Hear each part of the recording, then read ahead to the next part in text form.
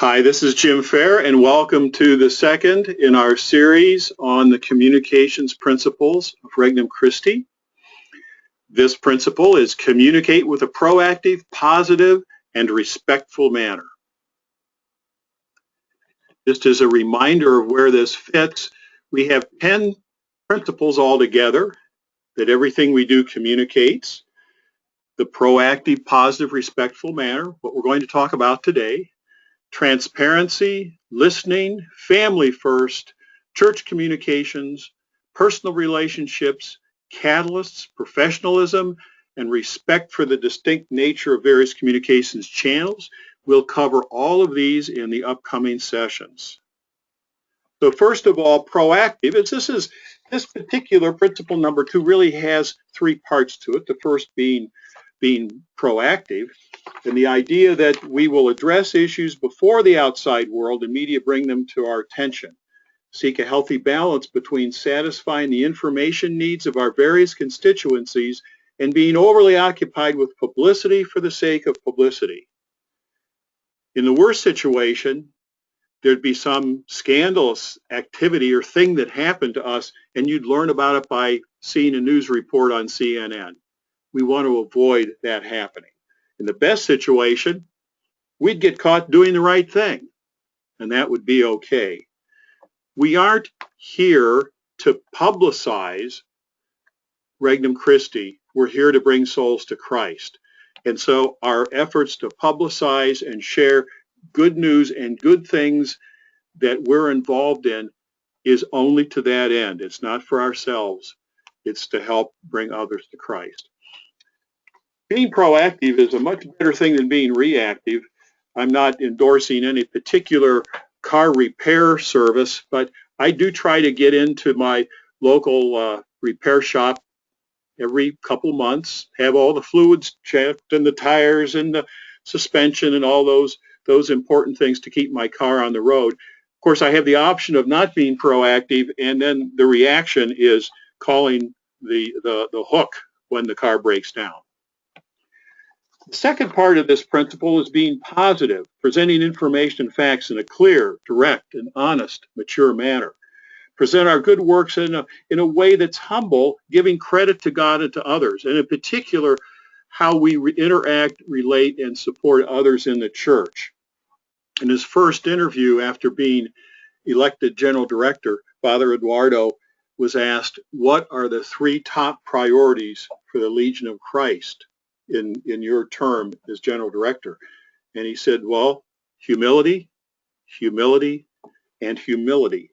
And I think he has modeled that as a leader, and in that sense been much like Pope Francis in putting things into perspective, reminding us of our mission to bring souls to Christ by building apostles and helping people to understand the love of Christ, to be formed in their faith, and to go out and change the world.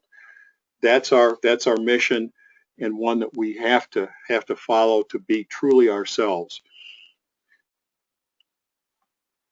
We clean the windows to let the sun in, and also to let our love of Christ out. And the third part of this particular principle is being respectful. Take into account our values and the values of others.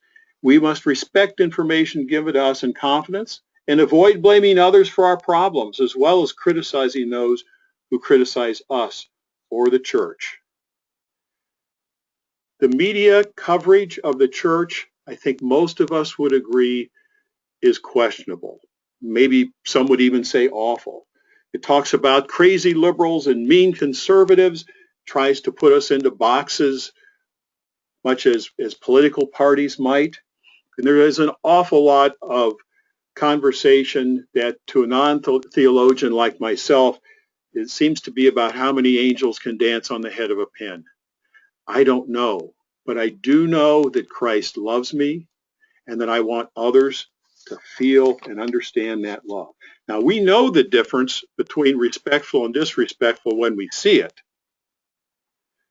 But the question is, do we often show it in what we communicate?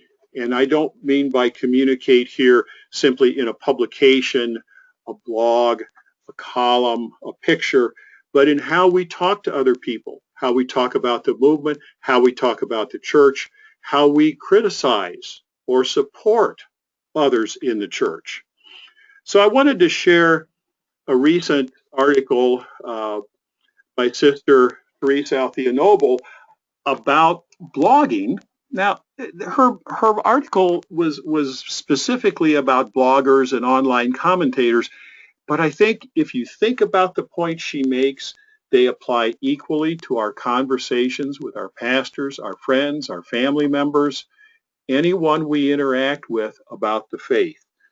And I think these are just wonderful, wonderful things for all of us to remember. Will this post bring others closer to God? Is this post or comment or conversation or discussion with someone, is it true, charitable, and respectful? If someone outside the Catholic Church saw this, would they be scandalized? Am I gossiping or speaking ill of another person?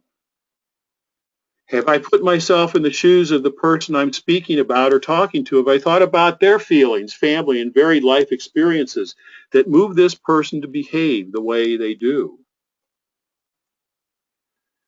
Would I be happy to be reminded of this post or conversation a week, a month, or 2 years? Am I responding to this person out of self-justification or love? Does this post bring light to the world or darkness? Is it necessary or helpful for me to contribute my opinions on this subject in this particular forum? And do I feel inspired by the Holy Spirit to post this, to say this? Sometimes I fear that many in the church are chasing people away, and that we have an unfortunate number of anti-evangelists within the church. This principle number 2, is really pretty much about the golden rule. Do to others whatever you would have them do to you. This is the law and the prophets. And in Regnum Christi, we're about bringing souls to Christ, helping them understand his love, forming them in their faith, and helping them find their mission, and then sending them out to bring others to Christ.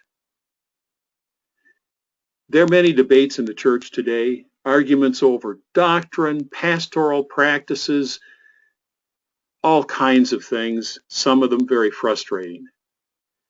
But that's not our arena. Our arena is evangelizing. And I would suggest that we let others do the arguing. And while they're arguing, let's make sure that everyone we touch knows that Christ loves them, they have a mission, and we can help them fulfill it. Thank you, and God bless you.